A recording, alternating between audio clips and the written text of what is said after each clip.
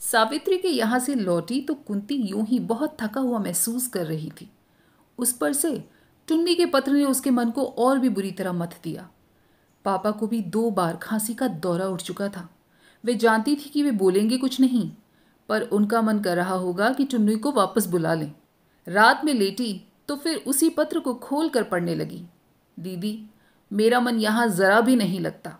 सारे समय पापा की और तुम्हारी याद आती रहती है। स्कूल वालों ने मुझे 8वीं में ही भर्ती किया है। उस दिन तुम मेरे हेडमास्टर साहब के पास चली जाती तो कितना अच्छा होता, पूरा 1 साल बच जाता। तुमने मेरा इतना सा काम भी नहीं किया। दीदी, पूरा 1 साल बिगड़वा दिया। क्या सचमुच ही उसने टुन्नी का साल बिगड़वा दिया? नहीं नहीं, जो कुछ उसने किया ठीक ही किया। कोई उसके पास इस तरह की सिफारिश लेकर आए तो उसका वश चले तो वह स्कूल के फाटक से ही निकाल बाहर करे। वे शुरू से ही इतना कहती थी कि टुन्नी पढ़ ले, मेहनत कर, पर उस समय पापा को टुन्नी बच्चा लगता था। अब फेल हो गया तो जान पहचान का फायदा उठाओ, सिफारिश करो। उसने जो कुछ किया ठीक किया।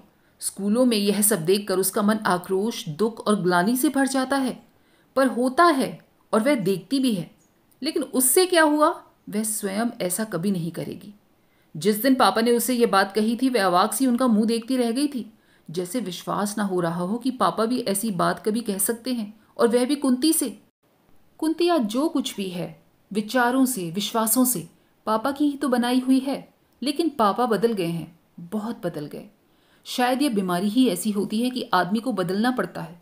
कुंती स्वयं महसूस करती है कि उसके जिस आदर्शवाद और दृढ़ आत्मविश्वास पर पापा कभी गर्व किया करते थे, उसी पर आज वे शायद दुख करते हैं। उन्हें लगता है जैसे कुंती को बनाने में वे कहीं भूल कर बैठे हैं। वह अपना मन टटोलने लगी। क्या सचमुच ही कुछ गलत विश्वास और गलत सिद्धांत वह पाल बैठी है? सामने वायलिन पड़ा था। वह उठी और वायलिन लेकर छत पर चली गई। जब उसका मन बहुत खिन्न होता है, उसे वायलिन बजाना बहुत अच्छा लगता है। रात के सन्नाटे में मन का अवसाद जैसे संगीत की स्वर लहरियों पर उतर उतर कर चारों ओर बिखरने लगता है। वह आंख मूंद कर बेसुध सी वायलिन बजाने लगी और उसकी त्रस्त आत्मा, खिन्न मन और शिथिल शरीर धीरे धीरे सब थिरकने लगे। वह किसी और ही लोक में पहुंच गई। खों खों खों। पापा की लगातार खांसी से उसकी तन्मयता टूटी। एकाएक ही उंगलियां शिथिल हो गई और वॉयलिन थोड़ी के नीचे से सरकती छाती पर आ टिका। वह नीचे आई। पापा को आज तीसरी बार दौरा उठा था। उन्हें दवाई दी और पास बैठकर तब तक पीठ सहलाती रही जब तक वे शांत होकर लेट नहीं गए। जब वे अपने कमरे में आकर लेटी तो रात करीब आधी बीत चुकी थी।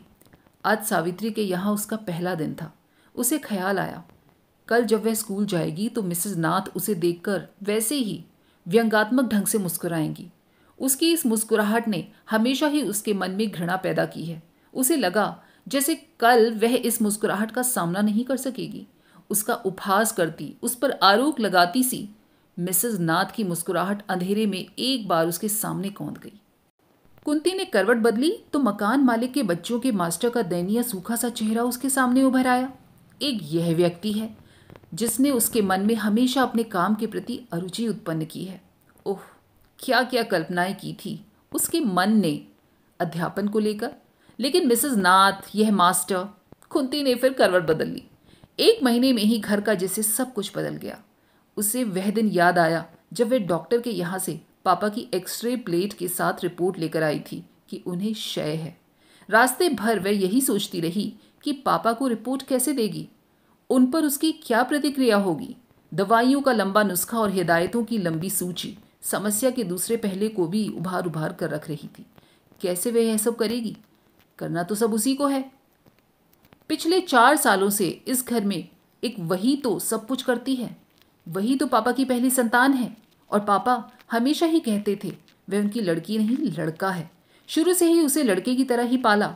बचपन में वह लड़कों के साथ खेली, लड़कों के साथ पढ़ी और अब लड़कों की तरह ही घर को संभाल रही है। पर अब घर पहुंची तो पापा पलंग पर लेटे हुए थे। उसने चुपचाप वह लिफाफा उनके हाथ में थमा दिया और नौकर को चाय लाने का आदेश देकर अंदर चली गई। वह प्रतीक्षा कर रही थी कि पापा उसे बुलाएंगे, कुछ कहेंगे, पर उन्होंने नहीं बुलाया। क्या पापा को रिपोर्ट देखकर सदमा लगा? क्या वह यह पहले जानते थे कि उन्हें क्षय है? फिर चाय पीने वे बाहर जाकर बैठी। शायद अब कोई बात चले, पर फिर मौन। पापा पैर फैलाकर तकिए के सहारे बैठे शून्य नजरों से आसमान निहार रहे थे। कुंती ने प्याला पकड़ाया तो चाय पीने लगे। खामोशी के वे क्षण कुंती को बहुत बोझिल लगे थे। सामने इतनी बड़ी समस्या है और दोनों यूं ही मौन बैठे हैं। स्थिति की गंभीरता को दोनों ही महसूस कर रहे थे, पर लग रहा था जैसे उसका नाम लेने भर से वह और विकट हो जाएगी। पापा शायद सोच रहे थे कि दोनों बच्चे कितने असहाय महसूस करने लगेंगे, और कुंती सोच रही थी कि बात करने से ही पापा के मन में जीवन के प्रति कैसी घातक निराशा छा जाएगी। दोनों बच्चों के अनिश्चित भविष्य की चिंता उन्हें कितना व्यथित बना देगी। पर मौन रहने से तो यह सब सुलझ नहीं जाएगा। तब तब केवल बात करने भर के लिए कुंती ने टुन्नी को इलाहाबाद भेजने की बात कह दी थी। वे जानती थी पापा इसका विरोध करेंगे। अपने बच्चों को वो एक दिन के लिए भी अपनी आंखों से दूर नहीं कर सकते। फिर टुन्नी छोटा था, अधिक लाडला, पर वे कुछ नहीं बोले थे। धीरे से इतना कहा था, भेज देना।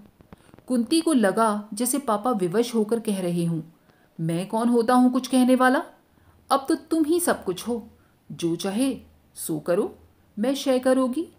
कुंती की आंखें छलछला आई थीं। थोड़ी देर बाद पापा ने रुकते रुकते कहा था, एक बार कोशिश करके इसे चढ़वा तो दे। तेरी हेडमास्टर साहब से अच्छी जान पहचान है, वहां भी जाए तो 1 साल तो बच जाए।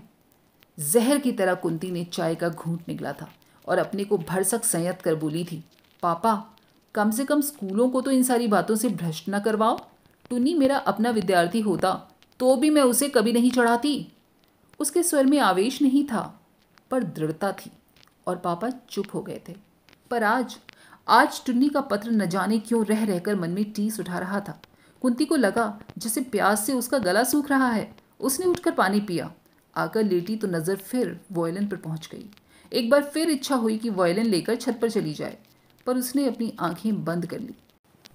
सावित्री की ट्यूशन वह निभा सकेगी? अब तो जैसे भी हो निभाना ही होगा।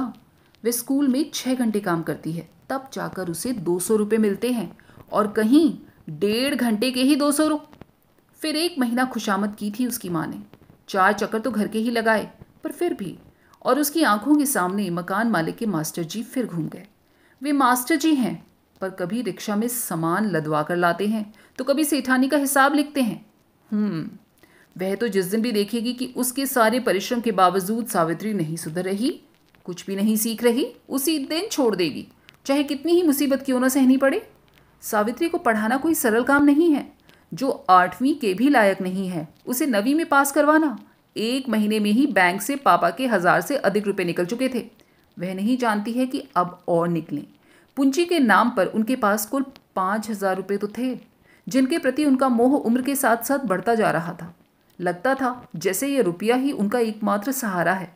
उसे वे कभी कुंती के ब्याह के लिए बताकर एक उत्तरदायी बाप होने का संतोष प्राप्त करते थे, तो कभी टुन्नी की पढ़ाई के लिए बताकर उसके उज्जवल भविष्य की कल्पना का सुख लेते थे। उसमें से भी अब खर्च होने लगा। कुंती भी क्या करती। यूं तो पापा की पेंशन, अपनी तनख्वाह और गांव के मकान के किराए से वह अच्छी तरह काम चलाती आ रही थी, पर बीमारी का यह अतिरिक्त खर्च, और बीमारी भी अनिश्चित अवधि तक की। दूर कहीं मुर्गा बोला, यह क्या सवेरा होने आया? तो वह आज बिल्कुल नहीं सोने पाई। कल सवेरे से ही स्कूल फिर जुट जाना है। बाजार, स्कूल, सावित्री, पापा की परिचर्या। उसका सिर भारी होने लगा। अपना क्लास लेकर कुंती स्टाफ रूम में पहुंची और चुपचाप कुर्सी पर बैठकर बाहर देखने लगी। बहुत सी कॉपियां देखने को जमा हो गई थीं, पर मन ही नहीं कर रहा था कुछ करने को। सिर बेहद भारी हो रहा था और नींद आंखों में खुल रही थी। तभी मिसेस नाथ अपनी भारी भरकम कंधों पर कॉपियों का ढेर गट्ठर लादे घुसी। उसने देखकर भी नहीं देखा। नाथ भी कुछ नहीं बोली, चुपचाप कॉपियां देखने बैठ गई। कुंती ने सोचा, क्या इन्हें मालूम नहीं है कि मैंने सावित्री के यहाँ ट्यूशन कर ली है?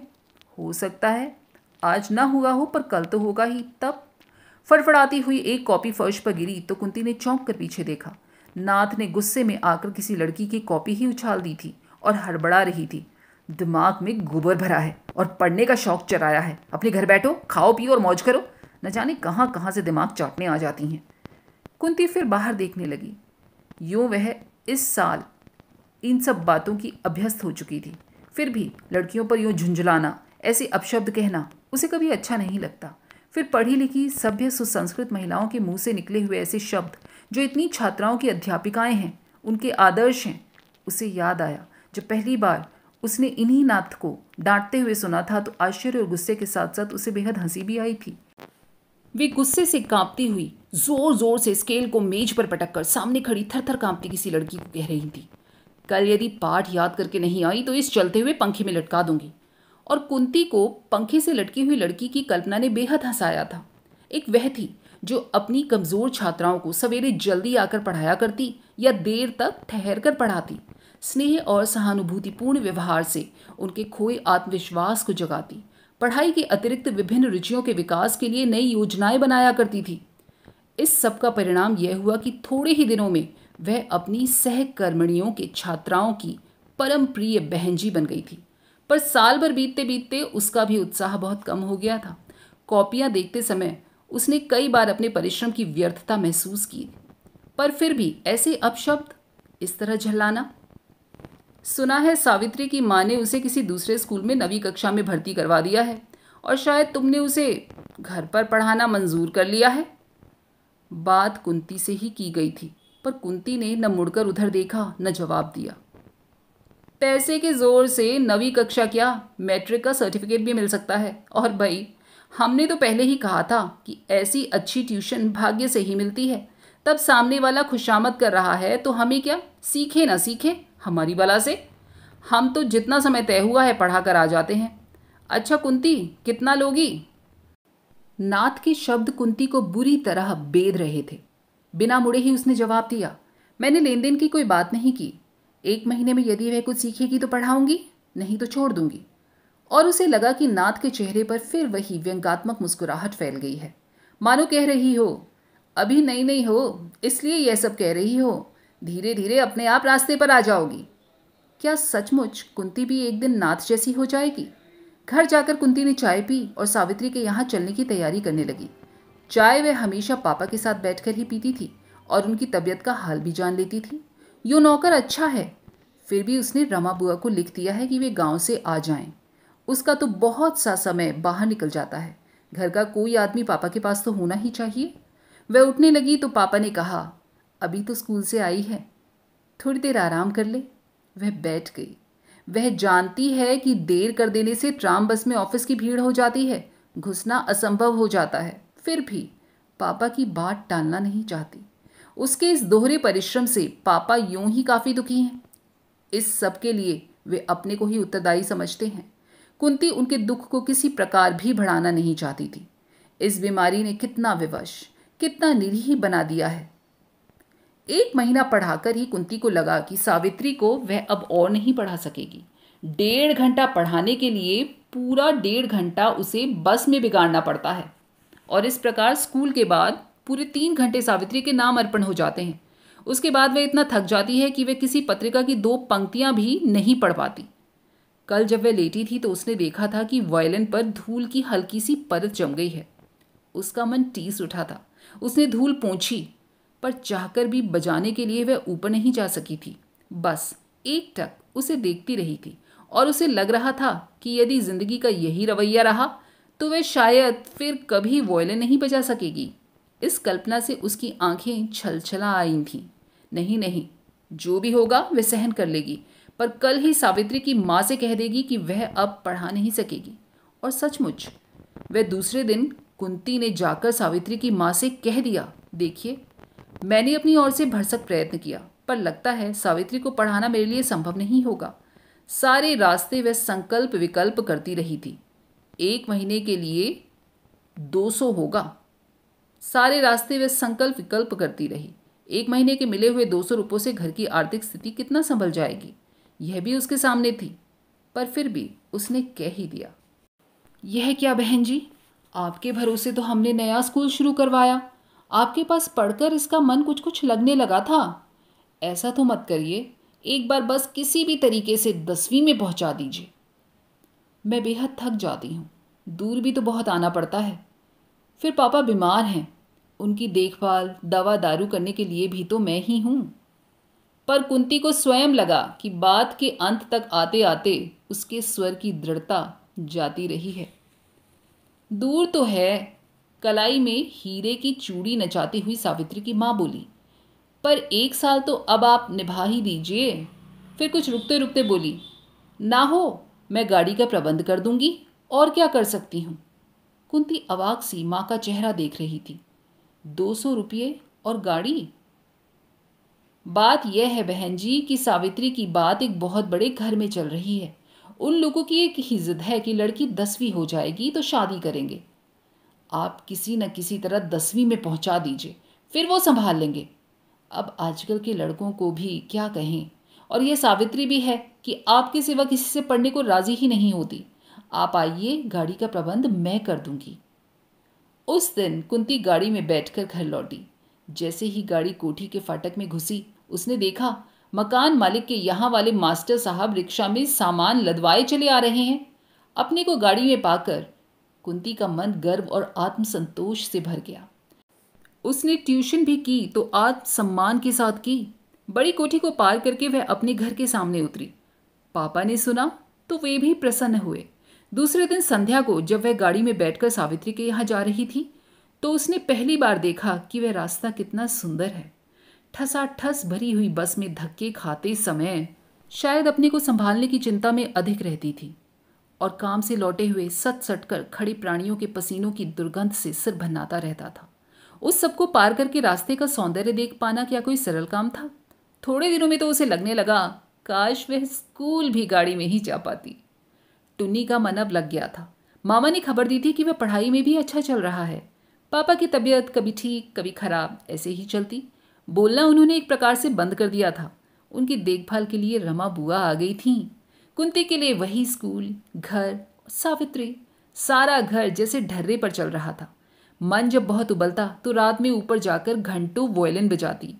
यही तो उसके नीरस जीवन का एक आधार था। उस दिन कुंती सावित्री को पढ़ाकर घर के लिए काम दे रही थी कि सावित्री की माँ ने एक बच्चे के साथ प्रवेश किया। बहन जी, ये सावित्री का भांजा है, अब से मेरे पास ही रहेगा। इसे कल ही स्कूल में डाला है। सावित्री के बाद थोड़ी देर तक इसे भी देख लिया करिए। कुंती को बोलने का अवसर दिए बिना ही वे बोले ही चली जा रही थी। बड़ा प्यारा बच्चा है, मीठी मीठी बातें करके आपका मन मोह लेगा। अरे नमस्ते करो मुन्नू। और उस बच्चे ने छोटे छोटे हाथ जोड़ दिए। कुंती न हाँ कह सकी न ना। अब सावित्री के बाद आधे घंटे के करीब वह बच्चे को भी पढ़ाने लगी। संतोष और तसल्ली यही थी कि उसके बाद उसे गाड़ी घर तक छोड़ने आती थी और गाड़ी में बैठकर जब ठंडी हवा का झोंका उसके बदन को सहलाता था तो उसे बहुत अच्छा लगता था। धीरे धीरे यह सिलसिला बढ़ता गया। सावित्री के छोटे भाई बहन में से कोई न कोई तब आता ही रहता।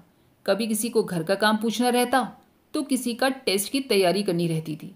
माँ बस इसी बात का ध्यान रखती थी कि सावित्री जब तक पढ़े कोई बच्चा कमरे में न जा पाए। कभी कभी तो स्वयं उसके पास आकर बैठती, सावित्री की पढ़ाई की बात पूछती, पापा की तबीयत के बारे में पूछती, घर की और बातें पूछती और फिर कुंती के धैर्य की, उसके साहस की तारीफ करती हुई चली जाती। शुरू शुरू में कुंती को यह सब बहुत अटपटा लगा था, फिर धीरे धीरे वह इन सब की अभ्यस्त हो गई। रात को जब वह लेटी तो टुन्नी की बड़ी याद आई थी। आज स्टाफ रूम में देखे हुए एक सिनेमा पर बड़ी बातें हो रही थी। टुन्नी के जाने के बाद कितना नीरस हो गया है उसका जीवन। बिस्तर पर लेटे हुए पापा और काम में व्यस्त बुआ जी। उसके बराबर की और लड़कियां कितना मौज करती हैं, घूमना फिरना, सैर सपाटे, हंसी मजाक। उसके जीवन में तो यह सब दूर दूर तक भी नहीं था। क्या कहीं भी नहीं होगा? क्या उसका सारा जीवन यूं ही निकल जाएगा? जितना रुपया वह कमाती है उसमें कितनी ठाठ से वह रह सकती है। पर वह जानती ही नहीं कि ठाठ क्या होता है, मौज क्या होती है। पापा क्या आप कभी अच्छे नहीं होंगे? कितने दिन वे इस तरह पड़े रहेंगे? टुन्नी होता तो कल ही उसके साथ सिनेमा जाती। कब टुन्नी बड़ा होगा और उसके कंधों का भार हल्का करेगा? सच, अब तो वह ऊब गई है। सामने वॉयलिन लटका था, अब वह बजा नहीं पाती, उसे देखती रहती है। उसे एकटक देखते रहना भी सांत्वना देना है। कितना कम हो गया है उसका वॉयलिन बजाना। जब तब समय मिलता है तो उसकी धूल पोंछ देती है। कभी कभी तो उसका मन करता है कि स्कूल घर सब छोड़कर अपना वॉयलिन लेकर कहीं चली जाए और इतना बजाए कि उसका अस्तित्व ही मिट जाए। वह कुंती न रहे, बस संगीत की एक स्वर लहरी बन जाए, उसमें मिल जाए। दिसंबर की छुट्टियों में टुन्नी आया। उसके आने से घर जैसे चहक उठा। पापा प्रसन्न, कुंती प्रसन्न। घर की एक रस्ता नीरवता टूट गई। आते ही उसने फरमाइश की कि क्रिकेट का टेस्ट मैच देखेंगे। अभी भी क्रिकेट के लिए उसका पागलपना जैसे का तैसा बना हुआ था। पिछले साल सारे दिन क्रिकेट खेल खेल कर ही तो फेल हुआ था, पर इस बार कुंती ने टिकट का प्रबंध करने के लिए जमीन आसमान एक कर डाला। उसकी बड़ी इच्छा थी कि जैसे भी हो टुन्नी को वह मैच देखने के लिए भेज दे। इसी बहाने वह अपने परिचितों के घर भी हो आई, वरना आजकल तो मिलना जुलना सब छूट ही गया था। पर किसी तरह भी टिकट का प्रबंध नहीं हो सका। वह समझ नहीं पा रही थी कि लोगों पर ऐसा पागलपन कैसे सवार हो जाता है। इस खेल को लेकर किसी चीज का नशा भी होता है। यह सब वह धीरे धीरे भूलती जा रही थी। उसने टुन्नी को समझा दिया कि कमेंट्री सुनकर ही संतोष कर लेना। सावित्री के यहाँ पढ़ाने गई तो सावित्री ने डरते डरते कहा, बहन जी कल मत आइए, हम मैच देखने जाएंगे। अच्छा, तुम लोगों को टिकट मिल गए?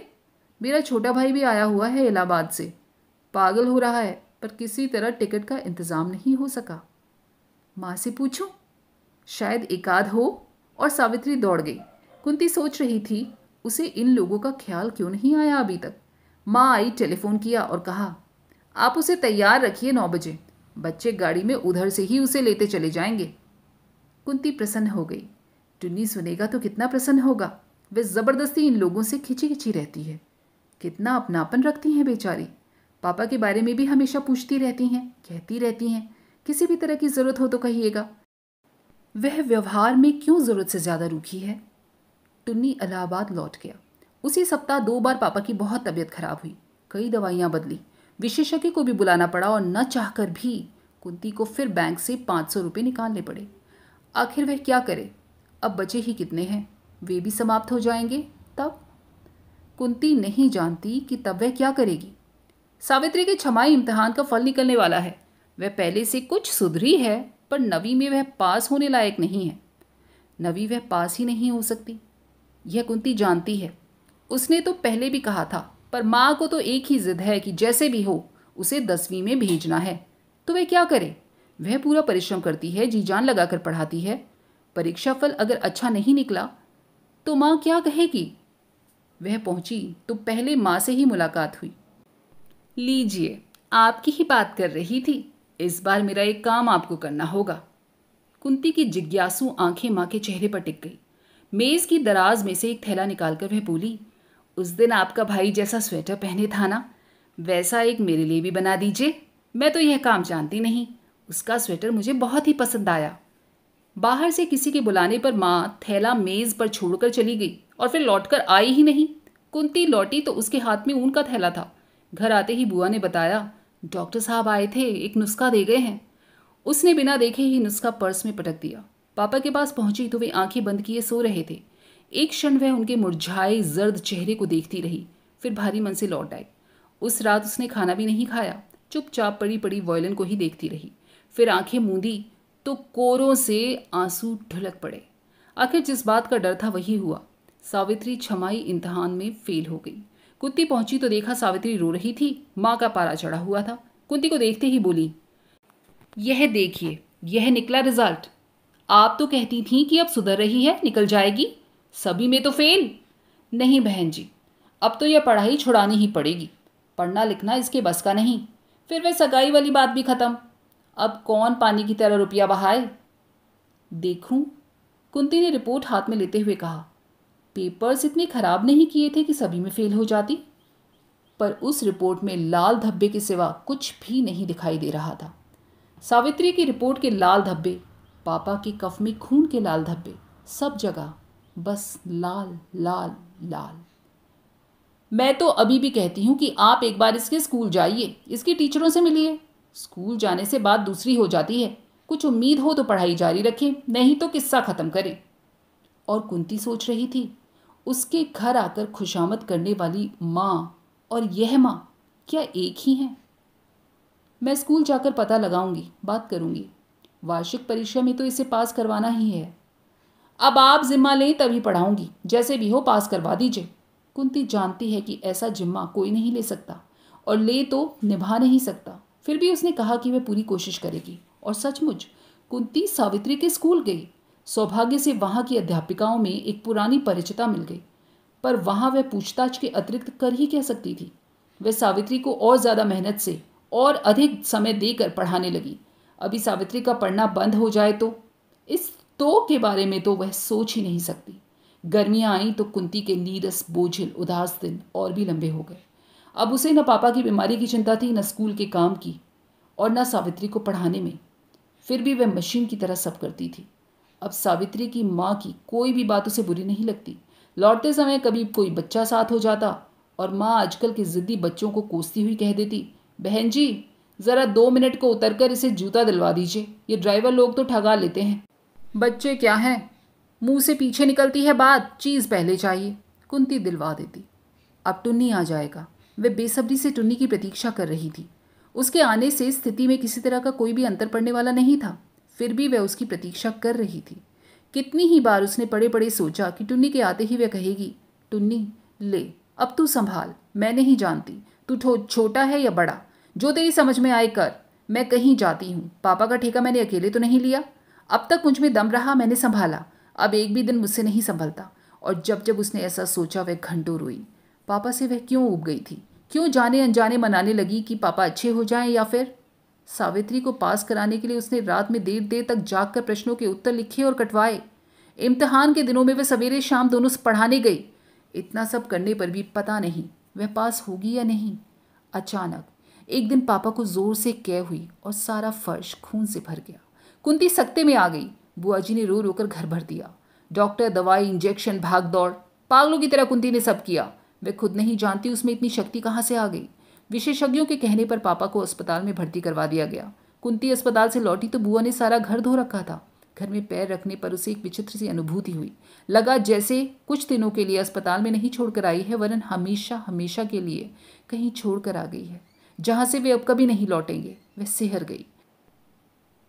टुन्नी को तार देकर बुला ले, नहीं, 2 दिन बाद उसकी परीक्षा खत्म होगी तभी बुलाएगी। कहीं बीच में ही आ गया तो 1 साल फिर खराब हो जाएगा। 1 साल तो पहले ही खराब हो चुका है। 2 दिन बाद ही कुंती को सावित्री की माँ से जाकर 500 रुपये मांगने पड़े। माँ ने रुपये दे दिए। उसने जल्दी से उन्हें लौटाने का आश्वासन दिया। इम्तिहान हो चुके थे, पढ़ाने का काम इतना नहीं था। यूं ही इधर उधर का कुछ करवा कर कुंती लौटी तो माँ ने कहा, बहन जी अब तो सावित्री का रिजल्ट निकलने वाला है, आप एक बार ज़रा स्कूल में देख आइए ना। ऊंच नीच हो तो अभी कुछ करवा डालिए, रिजल्ट निकलने के बाद बड़ी मुश्किल हो जाती है। अभी जाना चाहें तो गाड़ी नीचे खड़ी है। जी इस समय तो अस्पताल जाना है, फिर मैं सोचती हूँ इस बार वह वैसे ही पास हो जाएगी। कोई भरोसा नहीं बहन जी, कल आप स्कूल के समय आकर चली जाइए। यह सब करवाने का जिम्मा अब तक आप ही का है। कुछ लेने देने की बात भी हो तो कोई चिंता नहीं, उस स्कूल में सब चलता है, बस ज़रा सा बात करने का ढंग चाहिए। जी कल जाकर देखूंगी। मैं तो सोचती हूँ कि वह यूं ही पास हो जाएगी। सोचिए वोचिए मत, आप चली ही जाइए। उतरते उतरते कुंती ने सुना। रात में सोई तो सोच रही थी कि ये 500 रुपये कैसे चुकाएगी। मामा को लिखते कि गांव का मकान बेच दें। मामा को एक बार कम से कम आकर तो देखना चाहिए था। आज कितना असहाय वह अपने को महसूस कर रही थी। इतनी बड़ी दुनिया में क्या कोई भी ऐसा नहीं है जो इसकी पीठ पर आश्वासन भरा हाथ रखकर 2 शब्द सांत्वना के ही कहते। रोते रोते उसकी हिचकियां बंध गई। अचानक ही उसके मुंह से निकला, हे भगवान अब तो तू पापा को उठा ले, मुझसे बर्दाश्त नहीं होता, मैं टूट चुकी हूँ। और फिर उसने दोनों हाथ कस कर मुंह पर रख लिए, मानो मुंह से निकली हुई इस बात को वापस धकेल देना चाहती हो। सामने वॉयलिन लटका था, उस पर धूल की मोटी सी परत जमा थी। वॉयलिन बजाना तो उसका कभी का छूट चुका था, जब तब उसकी धूल पोंछ दिया करती थी। सो वह भी छूट गया। कितने दिनों से उसने धूल भी नहीं पोंछी, आज भी उससे नहीं उठा जा रहा है। क्या होगा केवल धूल पोंछकर? अब क्या वह कभी वॉयलिन बजा पाएगी?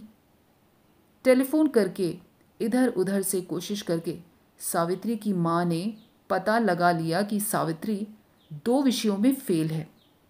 एक विषय में फेल होती तो उसे चढ़ा दिया जाता, पर अब उसे चढ़ाया नहीं जाएगा। एक विषय में जैसे भी हो उसे पास करवाना ही है। कुंती जब पहुंची तो माँ ने उसे बैठने भी नहीं दिया। बहन जी यह मैंने पता लगा लिया है, वरना सावित्री तो फेल हो ही जाती। आपने तो कह दिया पास हो जाएगी, आप तुरंत के तुरंत ही गाड़ी लेकर जाइए, अपनी पहचान वाली बहन जी से, बड़ी बहन जी से बात करिए। इधर उधर कोशिश करके पास करवाना ही है और करवा कर ही आइए, नहीं तो हमारे इतने रुपयों पर पानी फिर जाएगा। साल अलग से खराब होगा, सो अलग। किन 2 विषयों में फेल हो गई? वहां जाकर पता लगाइए। फेल हुई है यह तो तय बात है। आपने जिम्मा लिया था, अब तो पूरा करना ही पड़ेगा। आखिर कुंती से कोशिश करके भी कुछ नहीं बोला गया। गाड़ी नीचे खड़ी है, देर करने से अब काम नहीं चलेगा बहन जी। जाइए, 2 दिन बाद तो रिजल्ट ही निकल जाएगा। फिर कितनी भी मुश्किल होगी कुछ करवाने में। और हाँ, ना हो तो कुछ रुपये लेकर जाइए। ढंग से बात करने से सब कुछ हो जाता है इस स्कूल में। बार बार कह रही हूँ, हमने 9वीं में भर्ती करवा दिया है, आप अब चढ़वा दीजिए। कुंती बिना बोले चुपचाप नीचे उतर आई। सबसे पहले वह अपनी परिचिता के पास गई, पर वह समझ ही नहीं पा रही थी कि क्या कहे, कैसे कहे। उसकी मित्र काम करते हुए भी इधर उधर की बातें कर रही थी। तुम बहुत दुबली दिखाई दे रही हो, पापा कैसे हैं, बहुत परेशान लग रही हो, आदि आदि। कुंती स्वयं नहीं जानती उसने क्या कहा, कैसे कहा। बस इतना ही उसे याद है कि वह एक अध्यापिका से और मिली थी, प्रधान अध्यापिका से भी मिली थी। उनसे मिलने के लिए काफ़ी देर तक उसे बाहर प्रतीक्षा भी करनी पड़ी थी। वह बैठी भी रही थी। उसे याद नहीं कि उसे उनसे कुछ आश्वासन भी मिला था या नहीं। उसे यह भी पता नहीं था कि लौटकर सावित्री की माँ से क्या कहेगी। नीचे उतरी तो प्यास से उसका गला बुरी तरह सूख रहा था। मई की गर्मी भी कितनी भयंकर होती है। उसने चपरासी से पानी मांगा। उधर से एक भारी भरकम महिला हंसती हुई पेपर्स का बंडल लिए गुजरी। कुंती को लगा महिला मिसेस नाथ से कितनी मिलती जुलती है।